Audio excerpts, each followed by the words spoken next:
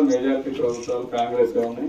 కాంగ్రెసే కాకుండా ఏ రాష్ట్ర ప్రభుత్వం కూడా పక్క ఇళ్ల నిర్మాణం గురించి ఆలోచన చేయాలి.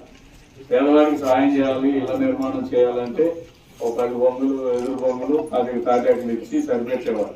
అటువంటి పరిస్థితి నుంచి తెలుగుదేశం వచ్చిన తర్వాత నందమూరి తారక రామారావు గారు ముఖ్యమంత్రి అయిన తర్వాత పేదవారికి పక్కా ఇళ్ల నిర్మాణం చేస్తాం, 7 లక్షల నిర్మాణం చేస్తామని హామీ ఇచ్చి చేసి చూపించిన ప్రభుత్వం తెలుగుదేశం ప్రభుత్వం. అనేది నందమూరి తారక రామారావు గారి ఆధ్వర్యంలో అని చెప్పి గుర్తు చేస్తున్నారు.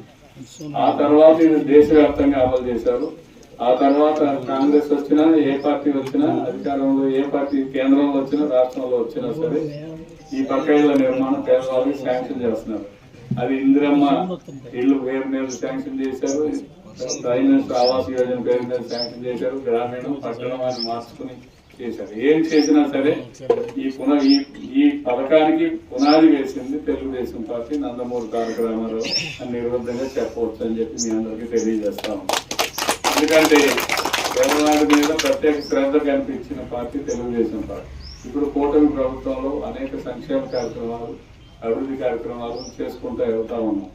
ఈ రోజున ఈ ఇల్లు లబ్ధిదారులందరికీ కూడా వారికి ప్రత్యేకంగా ఒక ఉత్తరం కూడా రాశారు చంద్రబాబు నాయుడు. వాళ్ళిద్దరు ఉంటే రండి, వాళ్ళిద్దరు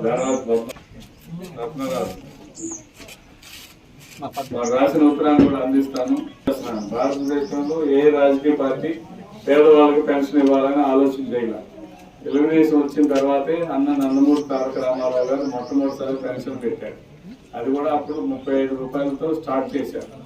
ఆ తర్వాత అది ఏ ప్రభుత్వం వచ్చినా మార్చకుండా 75, 125, 200 దాకా పెంచారు.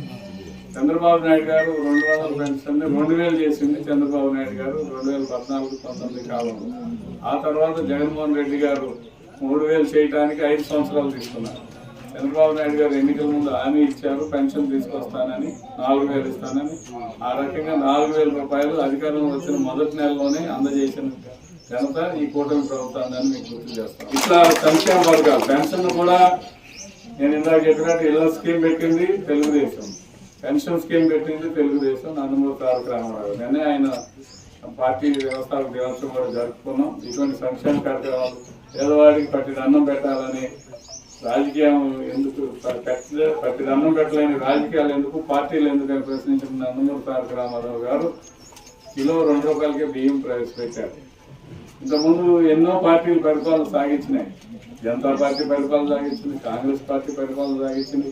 ఎవరు ఆలోచించలేదు. ఈ రోజున దేశవ్యాప్తంగా ఈ స్కీమ్స్ అన్ని అమలు అవుతున్నాయి. తెలుగుదేశం అన్నాడు ఆలోచన చేసిన ఆలోచనే దేశవ్యాప్తంగా అన్ని రాజకీయ పార్టీలకి మార్గదర్శకమయ్యి ఏ రాజకీయ పార్టీ అధికారంకి వచ్చినా ఈ సంక్షేమ కార్యక్రమాలను అమలు చేస్తా ఉన్న సంగతి మేము గుర్తు చేస్తాం.